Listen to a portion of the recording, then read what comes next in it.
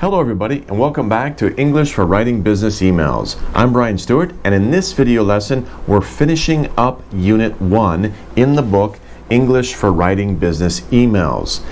Now, for this lesson, what I'd like to do is actually skip page 8 and go directly to page 9 and 10 because there's a quiz on these two pages, pages 9 and 10, and they directly relate to or give a good review of the unit that we just went over, Unit 1-1. And then we'll come back and take a look at page 8 at the end of this video. So let's begin with the quiz. So the quiz has 3 parts. In the first part, we'll go over subject headings. In the second part, we'll review salutations. And in the third part, we'll briefly review valedictions. So let's begin with subject headings. Now, in each of these situations, we have a little background information. And then we should choose which is the most appropriate subject heading for the email. So in situation number 1, imagine you are sending an email to someone to keep them updated on the progress of a project. You do not expect or require them to do anything. So what is your best subject heading? A, Hi Robert. B, Project Update -FYI.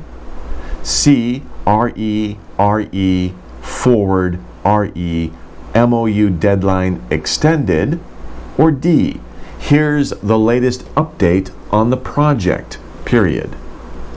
Now, as we discussed in Unit 1, it's very useful to use little acronyms such as FYI or abbreviation like STAT. And in this case, that's what I would recommend. B, Project Update FYI. Of course, A, it doesn't tell us anything. And remember, I specifically said don't send emails just saying, Hi, Robert. As I said before, sometimes I get emails that just say, Hi, Brian. They're very vague. I have no idea what the subject is. And if I want to go back and find that, it's very difficult. But if I want to go back and find the project update, yes, I can find it very quickly. You might want to also say what project it is. Maybe XX project update would be even more specific. Of course, for C, try not to do this. You know, a lot of people will, they'll receive an email, then they'll just send it back without changing the subject line, so it says RE or subject RE, and then the other person will send it back, and it will stack up a bunch of REs at the top. Try not to do that. After a certain amount of time, you probably want to rewrite the subject headline so it's more specific. And of course, D, as I advised before, don't write full sentences for subject lines. There's no need to do that, and most people don't. Okay, moving on.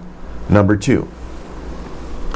You are waiting for important data from a different company with which you are a partner on a project. So your company and another company are working on a joint project. They were supposed to send you the data yesterday, but they did not. You write them an email asking for the data. What is the most appropriate subject line? A, missed deadline. B, explanation needed for missed deadline. C, urgent request for MLA data. Or D, what happened yesterday? Okay, obviously we would probably choose C. That is the most specific and the most professional subject heading out of these 4. A, missed deadline, that's very vague, it doesn't really tell me much. B, explanation needed. You sound like you're scolding the other person. You're not their boss, right? So it sounds a little aggressive. If B sounds a little aggressive if you say explanation needed for Momo or whatever it is. D, what happened yesterday? Again, that's like a complete sentence, and also it's kind of vague, isn't it? What happened yesterday? Well, I woke up, I went to work. What do you want to know? Okay, so not very good subject line. C is the most professional, best subject line for this situation. Okay, moving on to number 3. Number 3, you are sending a reminder to all participants in several different countries regarding next week's symposium. So it's one of those mass emails, and you're emailing all the participants for next week's symposium. So which is the best subject line? A, symposium reminder, and the little cute face, right? B, VCLI symposium update. C, reminder, 2020 symposium on VCLI. And D, changes to symposium June 12th to 15th. Okay, well, obviously, if we take a look at it, you are sending a reminder. So you can just use that in your subject line. Very quick. C, reminder. This tells the recipients that they don't really need to do anything. You're just reminding them of some information. So reminder, 2020 Symposium on VCLI is your best subject heading for this case. And I don't know what VCLI is. That's just the acronym for the official name of the symposium. But for number A, of course, try to avoid, as I said before, try to avoid the cute little face that we have up here, the little chick and the other chick. Those are called emoticons. Of course, try not to use those, especially if it's a mass email, because you're probably not on very friendly terms with all the people who are the participants to the symposium. Keep it professional. Avoid those kind of emoticons. B, VCLI Symposium Update. It's not really an update. It's a reminder. So be careful choosing the correct vocabulary. And D, changes to symposium. Again, it's not changes. You're just reminding people of the symposium. So C is our best choice. Okay, now let's switch gears to salutations. Number 4. You are writing to a member on your staff, Julie McGregor, whom you don't know personally. Remember, it says on your staff, so she works in your office. You see her regularly. You've probably been introduced to her, but you don't really know her personally. So what is the best salutation? If you need to write an email to her, what is the best salutation to use? Here we have A, Dear Julie, B, Dear Miss McGregor, C, Dear Mrs. McGregor, or D, Dear Julie McGregor. Well, as I said before in the previous lesson, do not use Miss or Mrs. Those are not appropriate. Would you use Ms. in this case? It's not a choice, but I wouldn't recommend it either because that's too formal for somebody on your staff. Now, many people might say, well, Dear Julie McGregor would be okay, but if it was me and if it was in an American or Western office, I wouldn't use Dear Julie McGregor, because I was thinking about that. If I was on the staff and I was working at a company, maybe I was just recently hired, I've been working there, and somebody on that staff emailed me and it started off with Dear Brian Stewart, I would think, well, this is kind of formal. This is a rather formal company. Most Western offices would just write Dear Julie. Even if you don't know that person personally, they work in your company, actually on your staff, which is kind of perhaps in your department or on your team. So you're going to be working closely with this person. No need to be formal and use last names. Don't worry, you're not being rude. It's actually friendlier if you do it this way. If you do it Dear Julie McGregor, you're kind of putting some formal distance between you and the other person, and she might wonder, why are people so formal here? Okay, so A would be your best bet. Number 5, you have a quick question for a colleague with whom you work closely, Robert King. Everyone calls him Bob. So this is another important thing about Western names, especially in America. We have Robert. That's his formal name. That is the name that is on his driver's license or his birth certificate. A lot of names can be shortened to more familiar nicknames. Robert goes to Bob. William is another example, except William, there's a lot of nicknames you can use for William. You can use Will, Willie, Bill, Billy. There's a lot of different names you can use for William. Of course, don't call somebody, if you're introduced to somebody and they say, my name is William, don't just call them Will, right? He will say, my name is William, but everybody calls me Bill. Then fine, call him Bill. Okay, everyone calls him Bob. So how should you set up your email? Remember, you work closely with this person. So would you write B dash? I've seen this sometimes actually, sometimes especially with longer names like Elizabeth. People get lazy and they don't want to write Elizabeth, so they just put Dear E dash or just E dash. I've seen that before. B, Dear Robert. C, hello, comma, Bob. Or D, hi, Bob. Okay, I would suggest that D is your best bet here, okay? A, B with the dash, that's just kind of lazy. Unless he signs off like that, or unless he's used to that, I wouldn't use that. B, dear Robert, that's too formal. You work closely with him. Everyone calls him Bob. You call him Bob when you see him in the office. So dear Robert is too formal, especially for an email addressed to someone that you work closely with. C, hello, comma. Remember, the comma is in the wrong place. If the comma was over here, that would be okay. C would also be a good answer. But please remember, don't put the comma after hello or dear or good morning. The comma belongs at the end of the salutation. As in D, hi Bob, comma. And hi Bob is fine because it's informal. Most emails, of course, are informal. And if you're working closely with someone, it's fine to just write hi Bob. Or some people just write Bob. Some people don't even use anything. But it's up to you. Personally, I prefer to have some type of salutation. Hi Bob would be good. 6. You are writing an email to the Director of Human Resources at a different company. You don't know the name of the person. You looked on the internet, you can't find that person's name. How would you begin your email? You could write A, Dear Human Resources Director. B, Dear Sir / Madam. C, Dear Mr. or Ms. And D, To whom it may concern. In this case, of course, going back to the previous video, I recommended that if you don't know the name of the person, you can't find the name of the person, at least use their title. So A would be the best choice of these, because you know the title of the person to whom you are writing.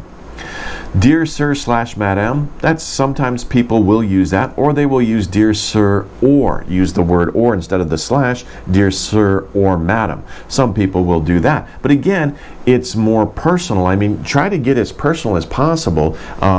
Dear Sir or Madam is one step removed than Dear Human Resources Director. That's still a little bit more directly to the person to whom you want to speak with. It's not just a very generic or very vague Dear Sir or Madam. Could be anybody. No, it's Dear Human Resources Director. That's to whom you want your email to be sent.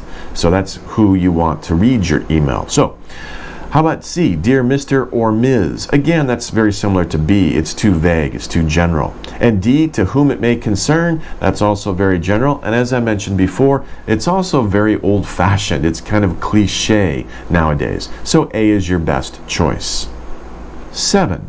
You have received a message from a colleague at a foreign company, and they sign, in the valediction, they sign Surasa, and I'm going to butcher this pronunciation, Nauyapol, okay? About an ongoing project. You don't know this person. Now, this is an interesting name, right? I don't know if this person is male or female. I'm not familiar with Thai culture. I've been to Thailand a few times on scuba diving trips, but usually when I meet Thai people, they usually use like a Western nickname. This person might introduce herself as Sarah, for example. So I'm not familiar with Thai names. I don't know if this is a man or a woman, and I don't even know which is the first name and which is the last name or family name. So this is an interesting situation, right? How would you set up the email for the salutation? Would you write A, Dear Mr. F? I'm not going to pronounce it because I'm not good at pronouncing this name. B, Dear F and S? Or C, Dear Mr. / Ms. Surasa F? Or D, Dear Surasa? Okay, let's go over these different ones. Now, the best choice, of course, is when you receive an email from someone you don't know and you're not sure of the culture from the country that you're receiving the email. You don't know whether they put their first name first or last name first. You don't know. It's best to just reproduce the name exactly as you see it. Now, if you don't know if it's a man or a woman, just use Dear Mr. / Ms. and then the name exactly as you see it. So C would be your best choice. A, of course not, because you don't know if it's a man. So and you don't know if that's the first name or last name. So A would not be a good choice.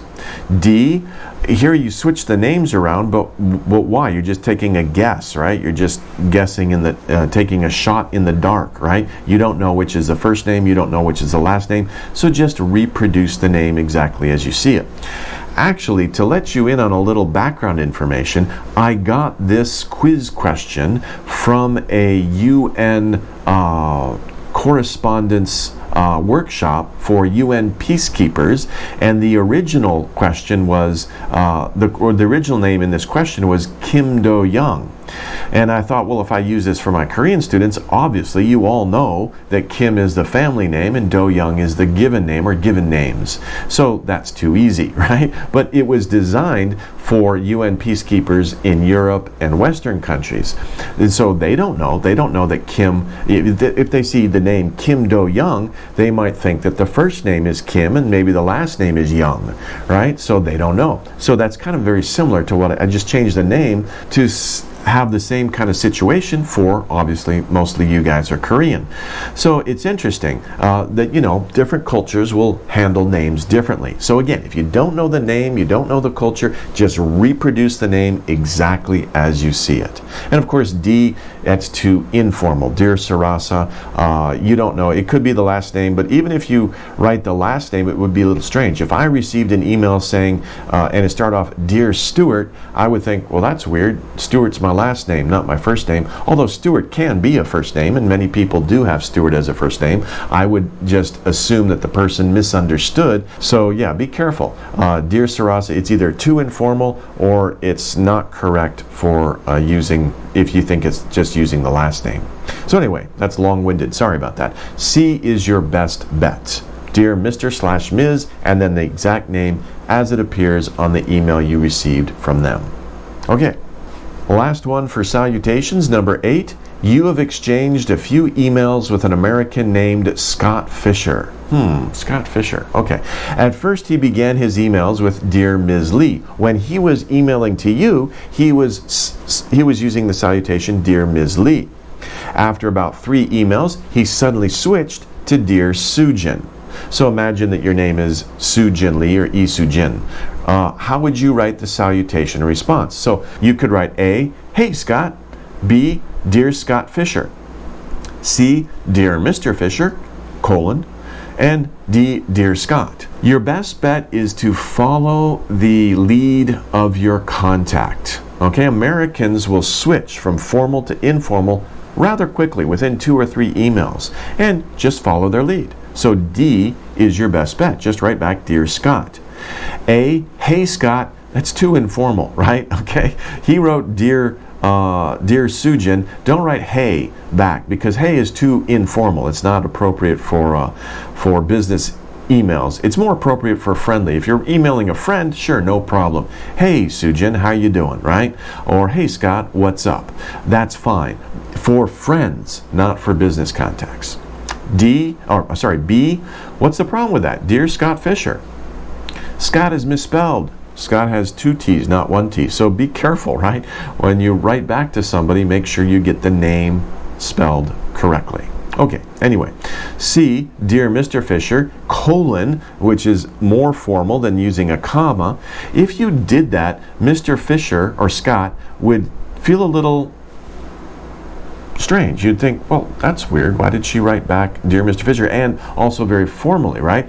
He's saying, you know, Dear Sujin. Maybe he would think, well, maybe Korean culture is very formal and I made a mistake by calling her Dear Sujin. So oops, he would feel bad about that, and all the subsequent emails that he sent to Ms. Lee would be Dear Ms. Lee.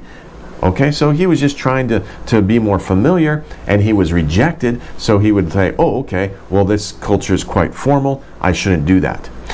However, part of business is building close relationships between people. So it's a good idea to follow their lead to establish that closer relationship between your contacts, especially if you're going to be working with somebody for a long term, maybe on a project or some mutual interest. It's a good idea to try to get closer to that contact. Okay, good. Okay, finally, we have only one question for valedictions, but this is kind of a roundup, right? Kind of a review. So the question here is, which of the following closings do you feel are appropriate for an email sent to someone you don't know? Circle those you feel are appropriate and cross out those you feel are not. You can do that on page 10. Can you think of others? But on the slide, all I did was cross out. I didn't circle. So let's just go over these. The little list here, of course, it's reproduced the same as on page 10 in the book. So let's go over them. Best regards. Is that appropriate for an email sent to someone you don't know? Yes, it is. That's fine. So I wouldn't cross that out. Regards. Yes, that's also fine too. Of course, regards is just a form of best regards. It's just being a little bit more lazy. It's okay though, it's very common. Till soon, yeah, I wouldn't use that because that's a little bit more friendly. It's a little bit more casual, not really appropriate for a business email. So I wouldn't use that. I'm going to cross that out. Bye. No, again, that's too informal. It's too informal, it's too casual, not appropriate for business email. All the best. Yeah, that's a good way to sign off on your email, and that's professional. That sounds good. You're just wishing the other person all the best. It's kind of like saying best wishes, which would also be okay for your business email. Best wishes. Warm regards. I would say no, because this is a little too personal. It's a little bit too close. You don't know this person. So warm regards, that's getting a little bit too informal there.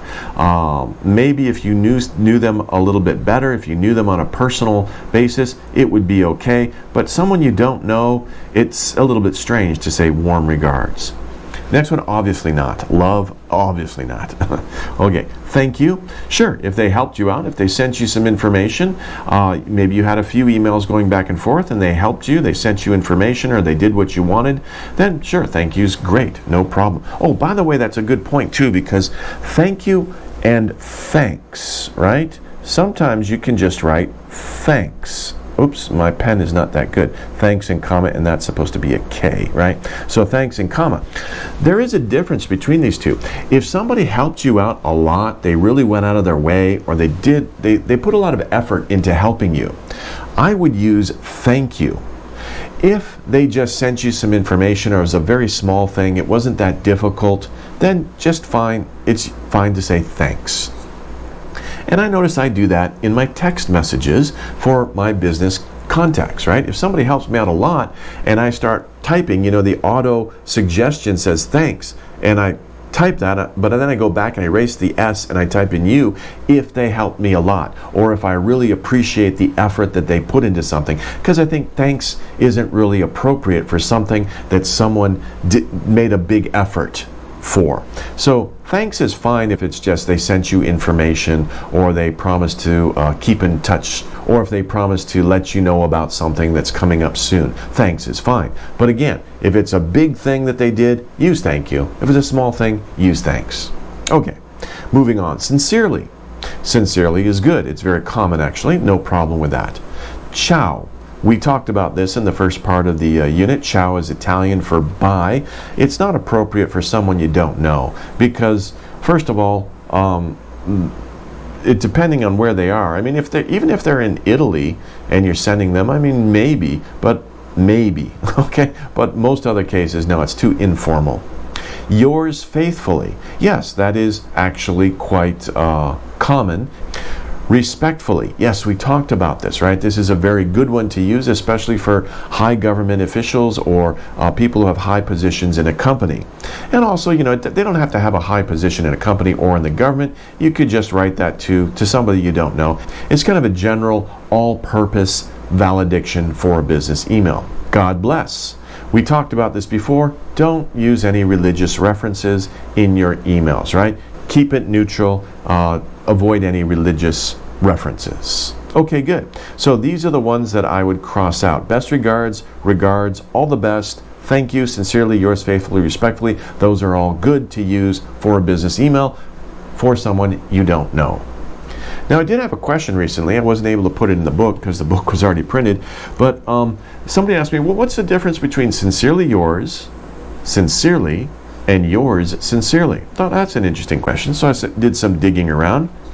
And I learned something too. I found out that Americans will typically say sincerely yours and sincerely, but yours sincerely is more typically British English. So again, it's a difference between American English and British English, and I didn't know that.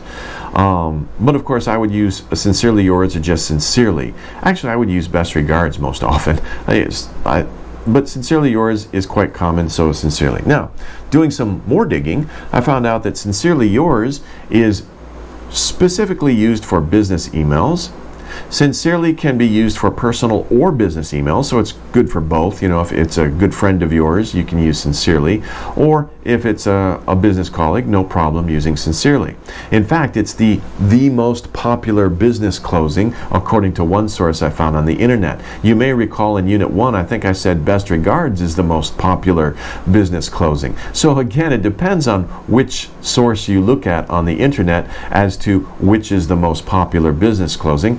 For our purposes, just know that best regards and sincerely are very common business email valedictions. And you can use either one very often. I wouldn't worry about it. They're both safe, they're both generic, they're both ubiquitous. You can use them in almost any situation. Of course, best regards, sincerely, and respectfully, those are good choices. Yours sincerely, however, and I didn't know this, in British English, if you use yours sincerely, your email must meet two conditions. First condition, the name is used in the salutation. So if you write "to whom it may concern" or "Dear Human Resources Director," don't use yours sincerely. It's considered not correct. The second condition is that you must actually know the recipient. You must have met them in person. If you don't know the person, if you're sending an email to somebody that you do not know, don't write yours sincerely. Instead, use yours faithfully. We saw that on the previous slide. Or another expression like respectfully, best regards, or something like that. So that's interesting. I didn't know that about British English. Now, is it really important? I am going to, the next time I meet a British person, I'm going to ask them, hey, is this really important? They're probably going to say, in certain situations, maybe it's important. Probably most people don't really pay that much attention to these. But if you're writing somebody and you work in a conservative field like finance or something like that, your email is important, you want to make a very good impression, then yes, this is good information to know. It's good algo shipayo, right? Good information to know, just in case you wanted to know. So again, for most cases, don't stress too much about which valediction you use. And again, if you are not sure and it's an important email, use respectfully, best regards, or just sincerely. That's fine. Okay, good. Well, that wraps up the review of the previous video and the previous pages we looked at in the book. Let's finish up this video lesson with page 8, which we skipped. And page 8, of course, is talking about the basic structure of a business email, and that's here. Okay, so we have the email format, the body. Let me just go over these different things and give you a few expressions for each part of your email. Usually the body of your email will contain about 3 to 5 paragraphs. Most emails are that long. If it's much longer, you might want to consider attaching a document with all that information, because now you're into a report, or maybe you're into something that's a little bit more detailed. You could write an attachment for that. But anyway, the 3 to 5 paragraphs, what are those paragraphs? Well, first, you might have a greeting. Then you might have reference to previous contact. I'm just going to abbreviate RPC, reference to previous contact. Then you have the body of your email, concluding remarks, and then reference to future contact. Now, some of these are optional. They're not necessary. Let's go over each in turn. First, of course, we have the greeting. What are some common greetings? Probably the most common greeting that you can use is, "I hope this email finds you well." It's actually a holdover from a long time ago when people would write letters and they would say, "I hope this letter finds you in good health and spirits," right? So for modern purposes, it's been shortened and it's very common. And remember, you don't have to do this. It's just nice. Like I said before, business is about building close relationships. So it's a nice touch to have. And I've noticed that in Korea, many of my Korean business contacts really have very nice and warm greetings, and they get a little bit detailed. Like I'll get an email that says, Dear Brian, this summer has been very hot. I hope that you're taking care of yourself. And I've noticed that I've kind of adopted that technique from living in Korea because I think it's nice. It's kind of a nice thing to do. And now I feel rude if I just send an email back to them without having a greeting. So it's kind of a nice thing. It's also a good thing to establish that relationship. So anyway, Americans will most typically just write one sentence, very short, I hope this email finds you well, and then get into the email. Other ones you could use are just, I hope you're doing well. If you know somebody, you know that they took a business trip, I hope your business trip went well. So you might want to put in a little bit personal details if you know that person and you know that they recently did something. So I hope your business trip went well. I hope your trip to Japan was successful. Different examples. Or, it was nice seeing you in Korea. Okay, good. But of course, these are optional. Next, and of course this is also optional, it depends on the situation, you would refer to previous contact. So if you're responding to someone's email, a very common way to respond to that is in regards to your previous communication dated April 12th. This is kind of formal, but if you're responding to somebody formally, they sent you an email and you're responding to that email, this is a good choice. Or you could write in reference to your email of March 23rd, also a little formal. Next, I am writing in response to the email you sent on June 2nd. Okay, so it's very direct and it says exactly why you are writing. Next, thank you for letting me know about Momo or whatever it is that the original communication contained. And finally, just wanted to touch base with you about the conversation we had this morning. This is the least formal one. And you'll notice that a lot of emails, informal emails, will start with just wanted to. That's kind of a catch-all phrase. We'll talk about that in a later unit, I believe unit 3, when we talk about collocations. But this is a very common way to start an informal email. Just wanted to touch base with you. Some people might ask, what does that mean? Touch base with someone means you just wanted to contact them and let them know about something, or give them some information, FYI, you wanted to update them about something, or you just wanted to, contact them and let them know that you're still interested, or you're still waiting for something perhaps from them. It's not urgent, but just wanted to touch base with you about the conversation. Maybe we had a conversation this morning, I was thinking about it, and I thought, I have a couple of new ideas, so I wanted to touch base with you about these ideas. But just wanted to is a very common way to begin an email, especially an informal email. Other examples, just wanted to let you know. Just wanted to make sure or confirm the schedule for next week. So a lot of different situations you can use just wanted to. But this is the least formal of these expressions on this slide. Okay. In the body, typically, you should begin your body with we, I or we, am or are, writing or contacting you, right? Tell the person right away why you're writing. Sure, you could have a greeting. Dear Mr. Smith, I hope this email finds you well. We are contacting you because. We are contacting you to, because, or in order to, and then explain why you are writing. Remember, put that information as near as possible to the beginning of the email. Don't waste the reader's time with a lot of background or introductory information. People won't think it's rude. They will appreciate your getting to the point directly. So typically, you could write, we are contacting you because, or we are contacting you in order to, or we are writing you to do something. Okay. After you've explained the situation or given the reader all the relevant details, it's a good idea to finish your email in a polite way. That way it's not such an abrupt ending, right? Just like, okay, best regards, and then bye. It's a nice, and it's very common to have some type of concluding remarks or remark. So for example, we are looking forward to working with you in the future. This is a very common, very generic expression you could use at the end of an email in which you are contacting someone for the first time and asking for their cooperation, or you want to work with them on a project together. We are looking forward to working with you in the future. Good expression.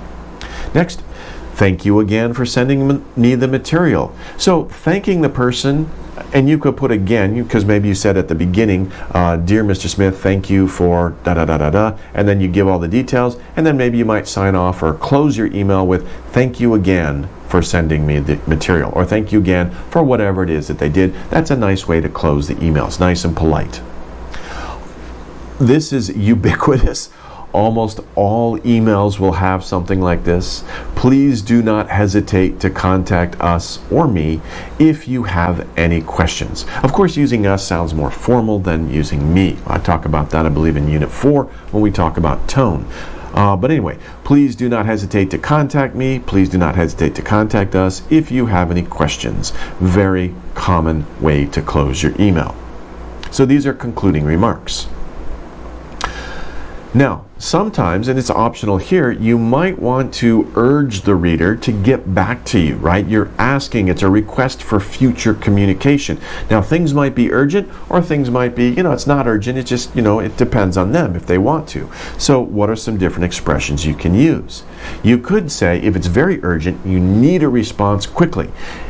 You could write, due to the urgency of the situation, please respond before June 10th. Now, I like this because, first of all, it's, you're explaining the situation, so it's not rude, right? You're not saying, get back to me ASAP, which is kind of direct and kind of rude. You're saying, please understand this. This is urgent. This situation is urgent. So please, we're asking for your understanding. So you're explaining the background for the urgent request. And you're also giving a deadline. When you're asking someone to do something, it's important give them a deadline. That way you know and they know what is expected. If you just write, please respond at your earliest convenience, when's the deadline? Nobody knows, right? And you might be waiting while the other person is busy with something and think, oh, I'll get back to them when it's convenient, right? Not realizing that it's a very urgent situation. So give people deadlines. If they can't meet the deadline, they'll write back and say, we're sorry, we can't